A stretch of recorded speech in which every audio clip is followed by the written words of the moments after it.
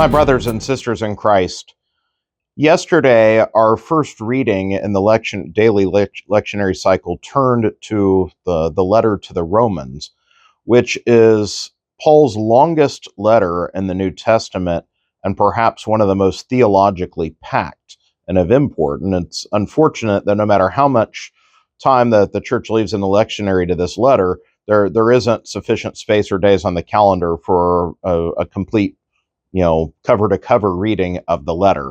And that's why I want to take special attention to our second day of reading. Yesterday was the introduction to the letter, and today we get a long section from chapter 1 that, while it doesn't finish chapter 1, tomorrow we jump to chapter 2. So I want to treat today's reading and what follows it, what we don't get before the shift to tomorrow's reading, because it's something that has a lot of powerful import for not just the time Paul speaks in, but today's age. Paul here speaks of how God can be known in the natural order of things.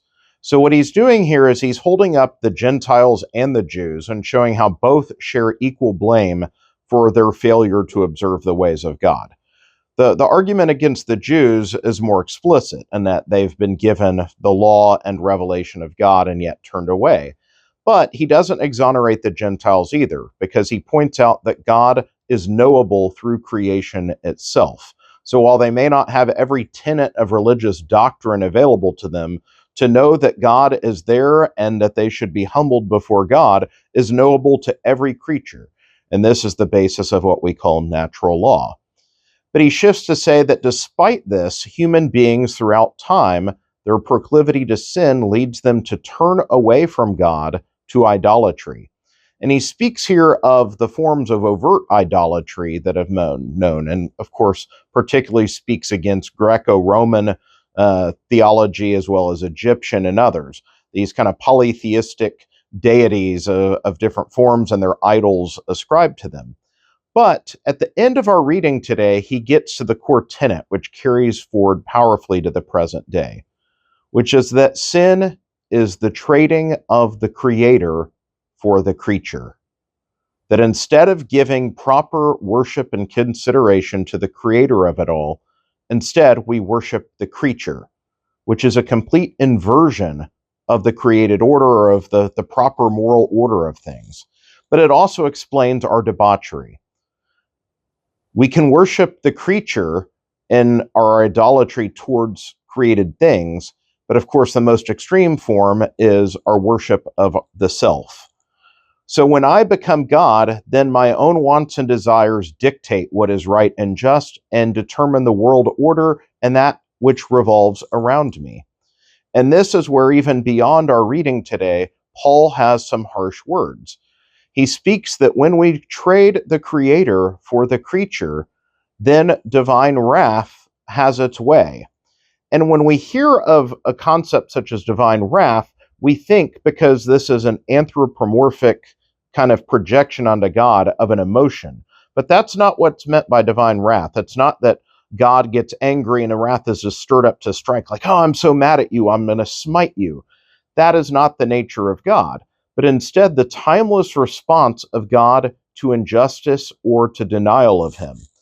And so, divine wrath doesn't just mean some cataclysmic event or pouring out of great loss or death or failure, but divine wrath also speaks to the loss of conscience. And this is what is insidious and we see in our present day. Paul goes on to speak of the various things that come out of this trading of the Creator for the creature. He explicitly speaks of all the forms of sexual immorality. He speaks particularly of homosexual actions. He goes on to speak of hatred towards parents and relatives, to murder, and goes on down the list, that are all forms of when the self is worshipped. That pleasure and desire and lust for things or pleasure becomes defining, and it completely inverts the moral order. The divine wrath for this is to allow people to succumb, that once they stubbornly pursue the evil for long enough, that they are lost to it. that they become so wrapped in it that they lose themselves any sense of conscience. And as Paul points out, not only celebrate this for themselves, but encourage others to embrace what is morally depraved and twisted. And so Paul here has an important prophetic witness for us to hear, not just for those of his time, but today, that for all the individual forms of evil we look at all the forms of sinful behavior, it comes back to a simple truth.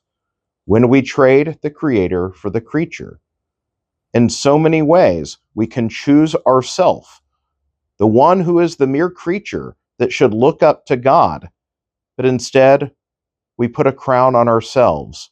And when we become the center of the universe, suffering is to follow. May God bless you all.